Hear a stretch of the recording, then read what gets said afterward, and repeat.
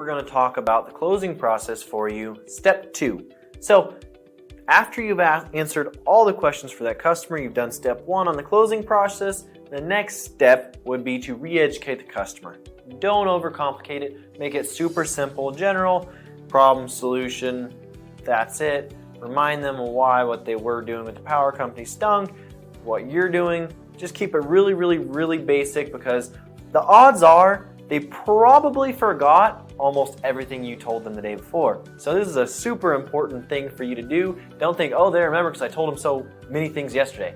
Remember, you have to tell them what you're going to tell them, and then tell them what you told them. That's the process you want to be doing with customers, repetition. After this, you want to make sure you're going over all of the cover page on the contract.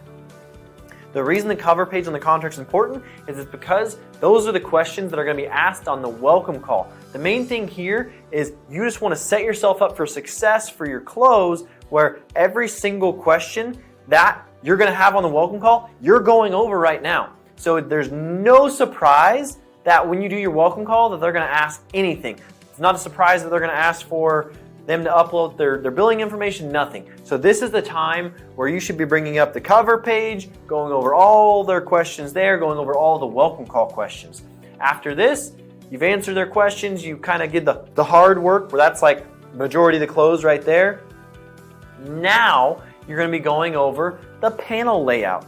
The panel layout is just solar panels on the rooftop. You should have already have it where you know they're going to be okay with it. So it's, hey, panels are all going here. Your roof gets beat up with sun. It's awesome because you have a perfect rooftop for solar. You see how it's all right here and all looks really good and symmetrical? That's where it's going. Sound good? Awesome. After you do that, you want to talk about unique to us information for them to enjoy. The main thing is just about our guarantees on not just the panels. All solar panels have 25-year solar panel warranties.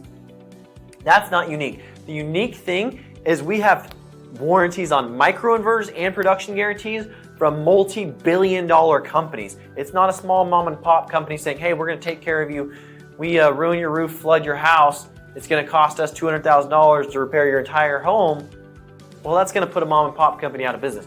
We have the backing of a multi-billion-dollar publicly traded company, which is awesome because that's unique to us. Not everyone has them. We have special pricing. There's a lot of cool things there.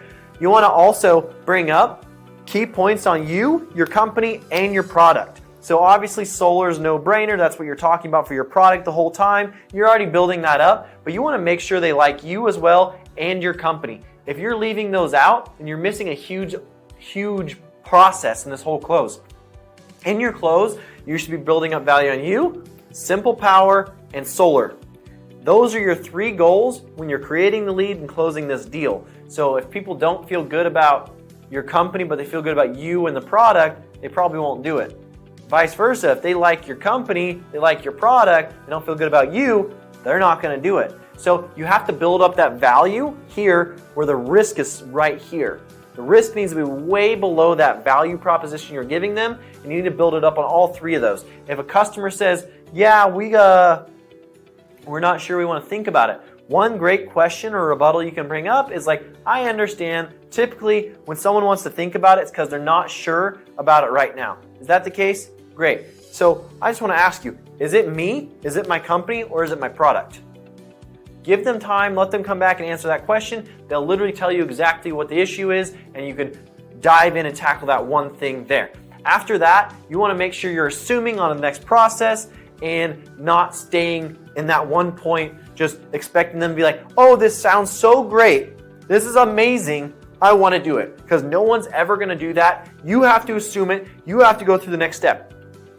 If you've asked them all your questions, like in step 1, you got all their questions, they're perfect, they're good to go. Now you've re-educated them, you've shown them the cover page, you showed them the panel layout, you talked about why you, your company, your product's great, and what's unique to us and why no other company stands any chance against us.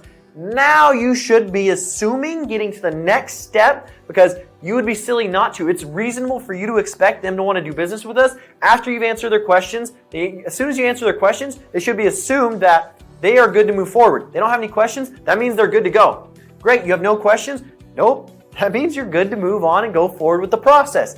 Another thing is you need to make sure you're recording and auditing your words you're saying, because you might be saying unsure things like, yeah, we're kind of really good at what we do. Using kinda, that one word might throw it off. We sorta do this. Don't use sorta. Basically, like all these unsure words, you need to make sure you're certain and you're exuding confidence to your customer, and make sure you are assuming at the end. You don't let that customer get in their own way. You assume and you just go straight to that next point. You already have it all pulled up and ready to go, and you're like, hey, what's your birthday?